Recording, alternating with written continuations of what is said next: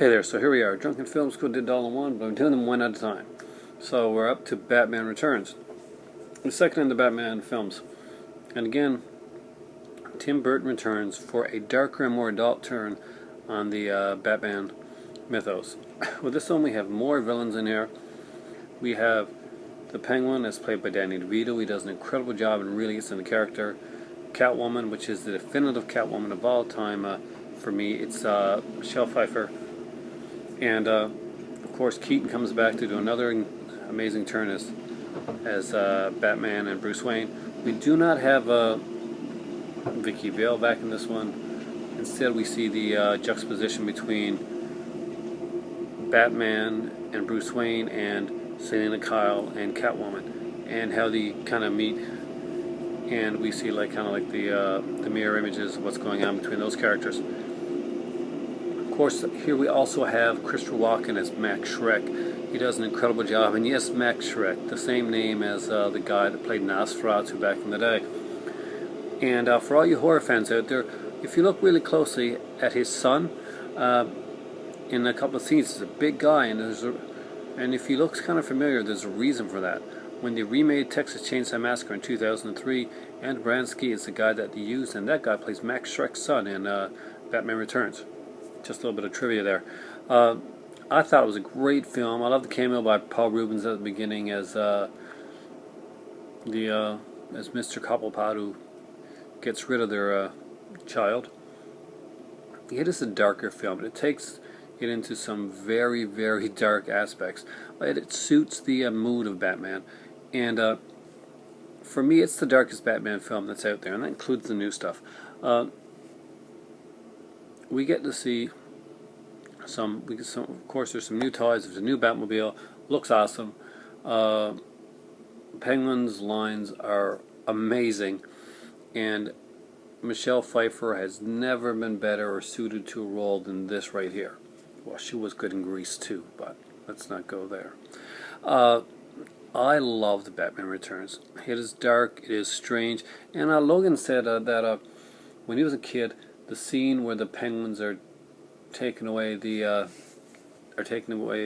penguin, played by Danny DeVito's body, into the sewers, was kind of like choked him up. And as a kid, that still kind of gets me. Maybe that's just my kid aspect, but it still kind of does. And I get where Burton was going with this film. I really, really do, and I really enjoyed it. I have to say, incredible film.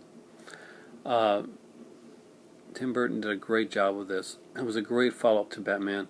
We could not go where the 1989 one had gone, and he just took it to that extra step, that extra level. It's nice to see some great character actors like Vincent Schiavelli having roles in this one as well.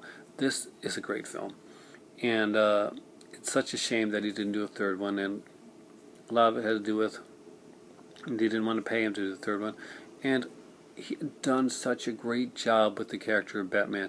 He had made a Gotham that you could actually believe in, and it's the only time we've seen a Gotham that you can actually believe in, actually looking like the way Gotham should look in the comic books. And some parents were upset at some of the lines of some of the characters, so we're kind of adult. But actually, it was done so that only adults would pick up on those lines as adult, whereas kids that were watching it would just enjoy the visuals and the great story, the incredible acting in this film. And I gotta say, overall, I may have enjoyed this one actually better than the original Batman. I love the original Batman, and I love Jack Nicholson as the Joker, but the darker twists and turns that this one takes, the set design is incredible in this film. The very dark plot that the Penguin has, the back and forth between Batman and Catwoman, between Selina Kyle and Bruce Wayne, the way they acknowledge errors from the first film, like having Vicky Vale being brought to the Batcave. All these things here were things that were very important. You have to remember, when 1989 Batman movie was done,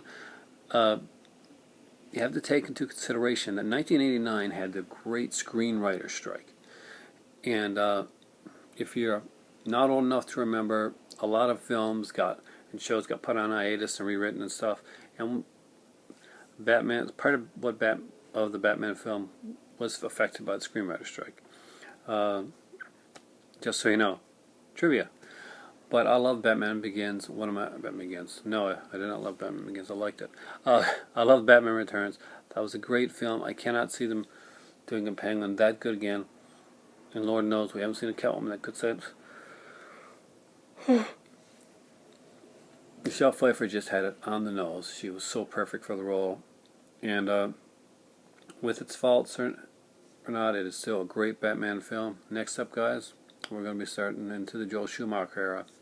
And I'm going to say some things that are going to be kind of controversial, so please watch and like, subscribe, share, and let's keep this ball rolling. Once again, thanks to Drunken Film School, Blu-ray Anonymous, Logan Toxic for bringing up this topic for me to get this series of videos on. And let's get this one out there because it is time for tea.